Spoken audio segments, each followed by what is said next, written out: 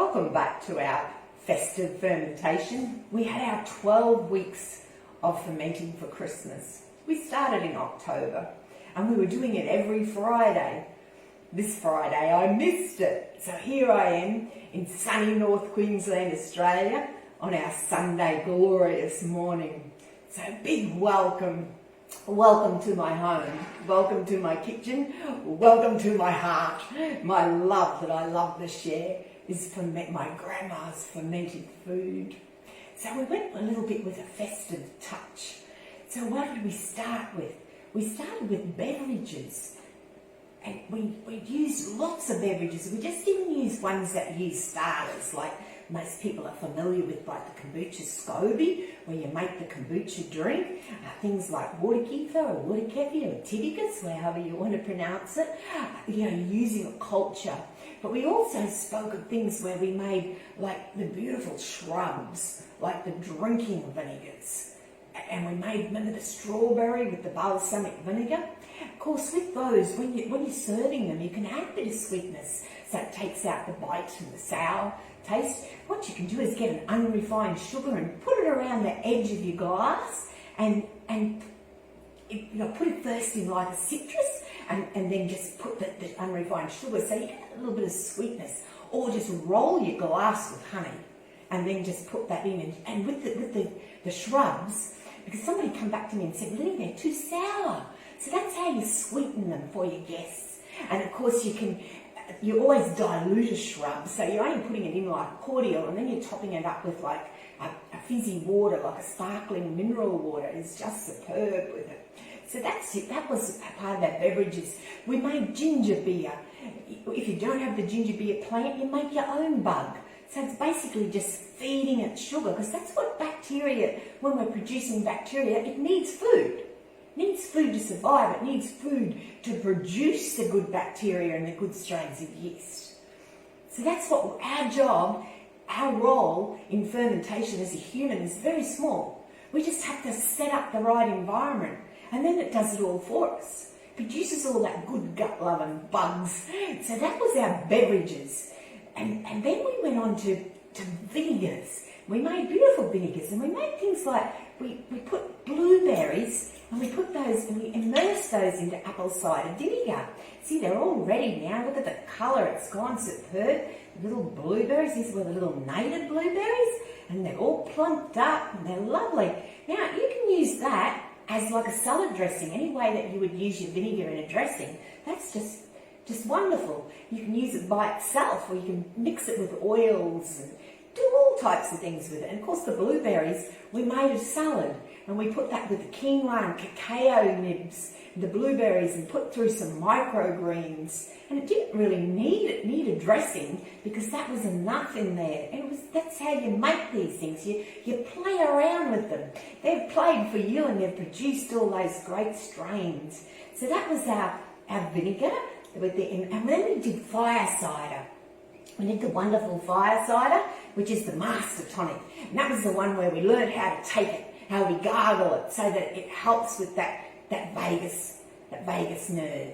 And that's the nerve that heads all the way down. And that's the one we have to look after. So it's the gut-loving one. So when we take our fire cider, when we have that little shot in the morning, if you have it in the morning, so when you have your little fire cider, you have your shot, you hold it under the tongue and you gargle. And that gargling, that's helping as well with that vagus nerve. So it's double duty. And it's just such wonderful, your master tonic.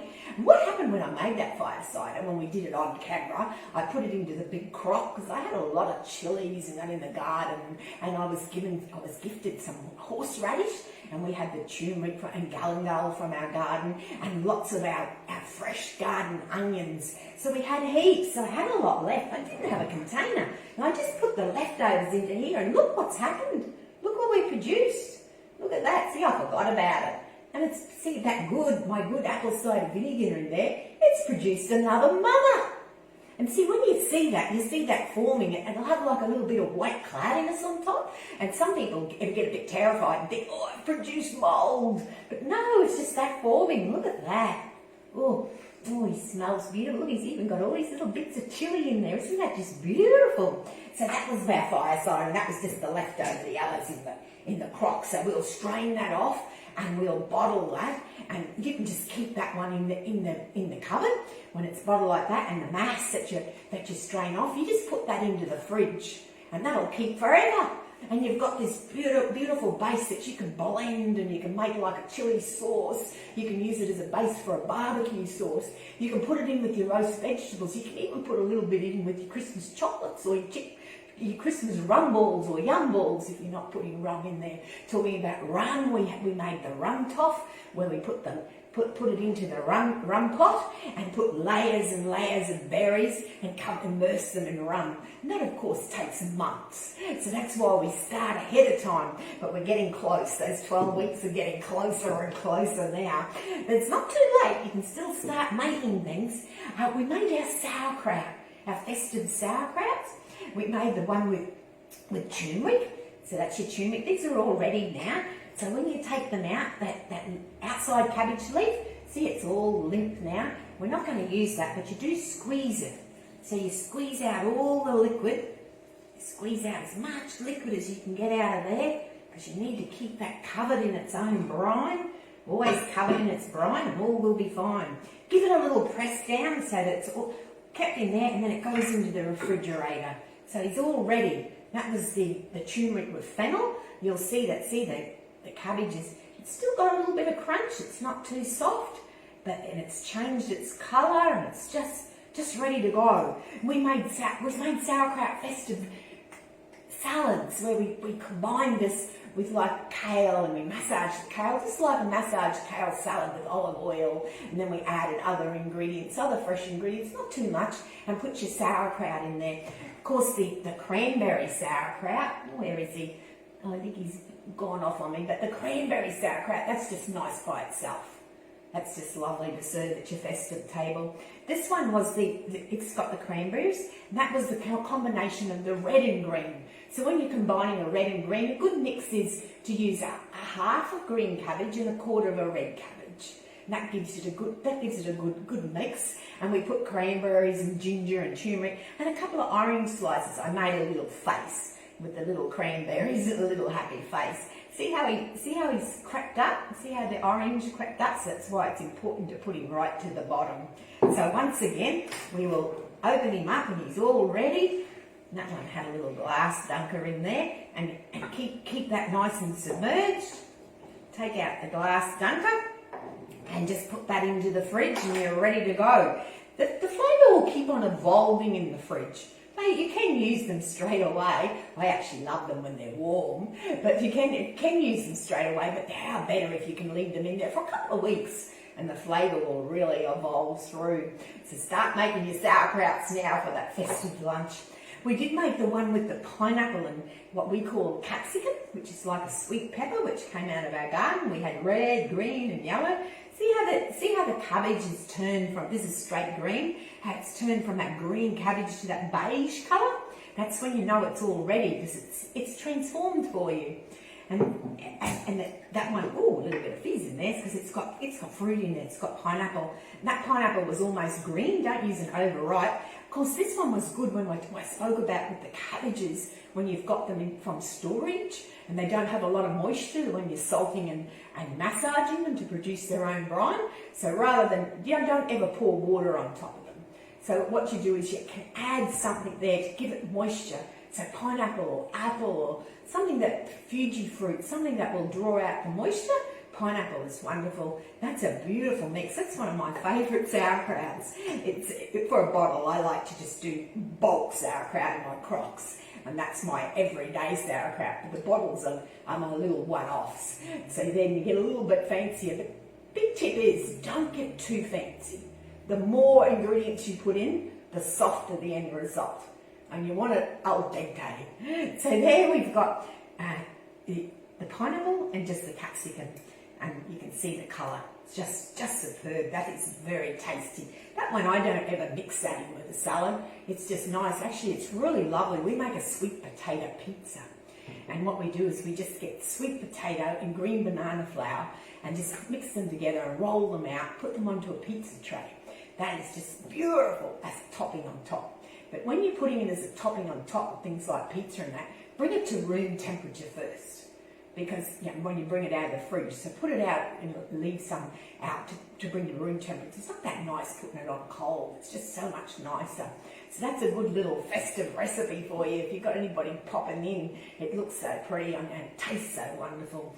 Of course, you can add your sweet potato into your sauerkraut. You can put a layer of sweet potato when you're making your sauerkraut. You can also do it with normal potato and make sure that it's always way down the bottom, like no further than the middle, and keep it really compressed because it will rise. And anything cooked, you don't want that rising to the surface.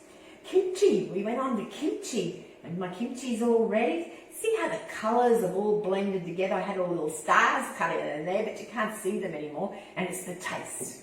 That's the most important thing when you make kimchi. It's the taste. So when you taste it, the taste, there's my little star. The taste, gee, I wish you could smell this. I wish I could taste it. But the smell and the taste, it will just all evolve. You won't get anything strong in taste. You won't, when you get that, you won't taste that daikon. It'll just all have evolved to one taste. That's when you know your kimchi is ready. And once again, you can eat that straight away, or you can pop it in the fridge. It really is. Remember Kiam's mum that taught me how to make kimchi? We exchanged. I showed her how my grandma made sauerkraut and fermented veggies, and she showed me how her grandma made kimchi and more Korean fermented veggies and made pastes, and it was just a wonderful experience to have her in my home for 2 weeks. So it was just lovely, and we learned so much from one another, and that's what it's all about. It's all about sharing. We share cultures. We get so excited when people want our milk at their cultures. It's just, it is a real sharing community, and it's a community that you're producing all these different strains of bacteria and yeast. And what it actually does is, if you say, Linny, what is fermentation? That's a good question. What is fermentation? Well, without being sciencey, what it is it pre-digests our food for us. So we've set that environment up. We've given it over to all the bacteria and the good yeast strains to eat it out. They pre-digest it. So like within the cabbage, they've eaten out the sugar and the starch. So it makes it easier for us when we digest it. When we go to eat it, and it absorbs through our system beautifully. Sauerkraut brine is the gift. That's the gift. And there's 3 ways that you can make sauerkraut brine. That's your introduction to fermentation. But even if you have been eating fermented foods, do get into sauerkraut brine, because that's a medicine in a jar. That one's pink. It's a pretty one. It came from a red cabbage from my garden, but I normally just use the green cabbage. But it doesn't matter. You can combine them. So the brine is it's medicine. That's the food everyone should have. That should be the introduction to children's food. This is the most immune boosting food that you can get, is your sauerkraut brine. We were having our implementation weekend this weekend. That's why I wasn't here on Friday. The 3rd weekend of every month in the Gut Club, we come together and we do a book and we implement it. Because it was November, I was trying to do an implementation, because November is the month for diabetes. It's also for the month for awareness for IBS, for things like Crohn's, the autoimmune diseases. These foods definitely help, even science agrees. And it's very easy to add to your diet. So my newest book is Stein's Diet. I don't like the word diet. The first 3 letters tell you enough about that word. But it really is a food for you, a plan for you. So I really would have loved to have implemented it this weekend, but there was a lot of events happening around the world and it just didn't happen. And I know next month, December, is going to be a rush month for everyone, and the 3rd weekend won't work. So it's going to happen in January. This club is $7, just $7 for 1 month. You can stay for as long as you like. You can come for 1 month. You can come straight away, because there's 2 pillars already being done. One is bacterial beauty. So in the holiday season, if you want to use all these wonderful products, like something like your coconut kefirs, you can use them and make the most wonderful bacterial products. Very inexpensive, and they work. You will glow. So that one's already there. The books are there and the videos are there. Then we have skinny gum. It's already there because that's what my first people asked me for. Linny, I want to incorporate these foods so that I can have a lifestyle. I can change my food slowly and introduce these foods and reduce my size. So I always listen. I always ask people, why do you come? What is it that you want? So that one's already there. So you can join at any time and you can stay for as long as you like. I have many programs that I've put together. I've proudly got over 30 ebooks. I've got an ebook library. If you buy any of those, you come into that gut club for free. You don't pay the $7. The $7 is just like an introduction so people can get to know me, they can get to see what I offer and see if they want to stay, see if we both gel. And the big thing is you need to get results. You need to do the work. So I'm there to make sure that you do the work, to make sure that if you turn up and implement it, you'll get the results. So that's what it's all about. So I've also got an online course, which is 7 modules, and I keep adding to them. It gives you a variety, it gives you something from every fermentation family, a step-by-step process by video with a download, and you also get the ebooks, and you also come into the club. Then in January, I'm releasing my wonderful program, going a bit, I'm not using my nutrition skills, I'm putting the nutritionist to the side, and I'm coming in as my occupational therapy skills. Occupations are things we all do to occupy our time. I'm sorry to the gentlemen, my apologies, but it is for ladies only. It's for ladies like myself. We're in that, it's not a good sort of word really, but we're in that second stage of our life is probably the best way to say it. And it's all about implementing to be a sensual woman, because we're all born sensual. It's just what the marketing and everything has sort of put onto us to believe that we're not. So in there, it will be pretty hands-on and a lot of work for you to, at the end, write your story. And fermentation will be in that story. It'll be there when we do the intuitive eating. So we cover everything there, from sex to just loving yourself. That's basically what it's all about. Being safe, being loved,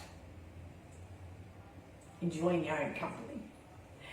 So that's all me. Now, why I finished with all those to tell you all my programs that I have there in place and continually adding to them is I do have an affiliate program where you can share it. So if you share any of my products, and you'll get a link, there's nothing, it doesn't cost you anything, there's no gimmicks, you get 50%.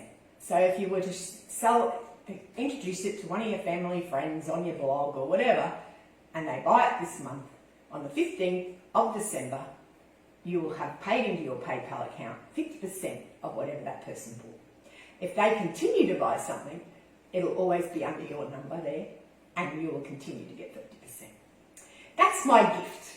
That's the gift of fermentation that I love to share, and I'm sharing some abundance with you as well.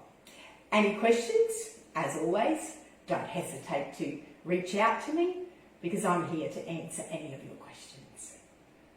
Love and bacteria.